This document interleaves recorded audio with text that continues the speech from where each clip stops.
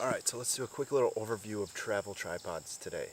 We're going to start with the cheapest, smallest, lightest ones, and then work our way up to the bigger, heavier, more expensive ones. First things first, we got this little baby one here.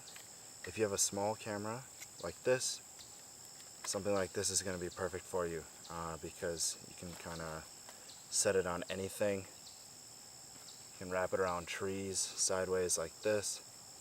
You know, it kind of goes anywhere. Move on to this one. This one can actually, this one's a little bit more versatile because it's a ball head on top and it's sturdy enough to hold even full frame cameras. I've done it with this and a Nikon D750. Weighs kind of a lot, but even this little thing can hold it. So if you have a big camera and you want to go ultralight, this is what you're going to want to use. If you're looking at vlogging or vlog style videos, or you want to go a little bit lighter than this, go with this one. This one also is a little bit more versatile because you can also wrap it around trees and other weird rock formations, whereas this one's a little bit more rigid. You don't have so much flexibility. This one you can put a little mount on it here, which helps to release your camera a lot faster and easier. This one's easy to plop down fast and just kind of boom, there it's done. Let's move on. A little bit bigger tripod now. This one's still pretty light because it's so small. It also doesn't get that tall because it's so small. And this is going to be kind of the cheaper high end. It's not high end, it's a high end company, but the tripod is the cheapest one they make, which is good if you need a cheap, small, light tripod. However, the ball joint at the top isn't quite strong enough for full frame cameras.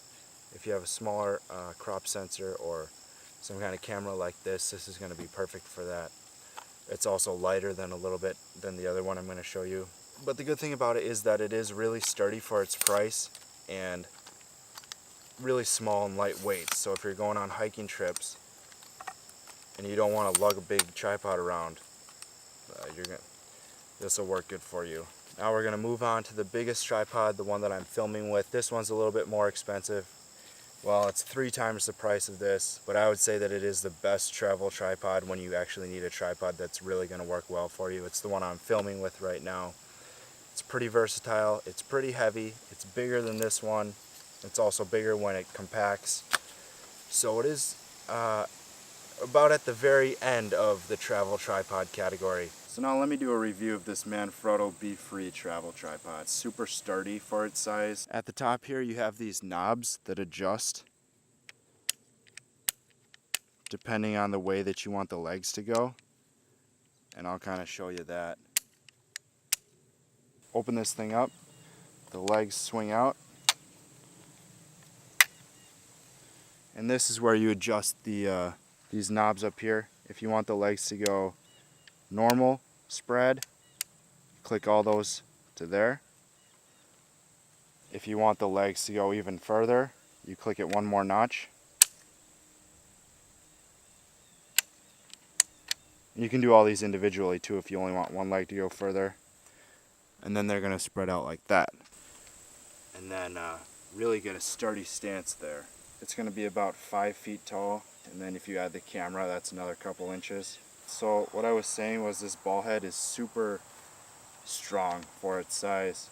Even when the camera is on here, it actually works even better because it's more balanced in the back here and it's not so front heavy. Lock it in once and it stays there. You don't have to hammer on this thing like I do with my other crappy tripod.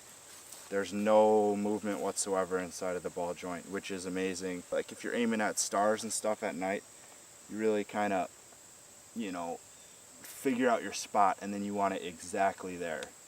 And with this tripod, it stays exactly there. So this thing is attached.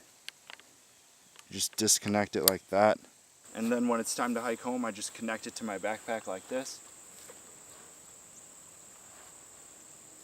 And it's light enough to where I'll bring it along on the hikes without caring too much about how heavy it is. See you later.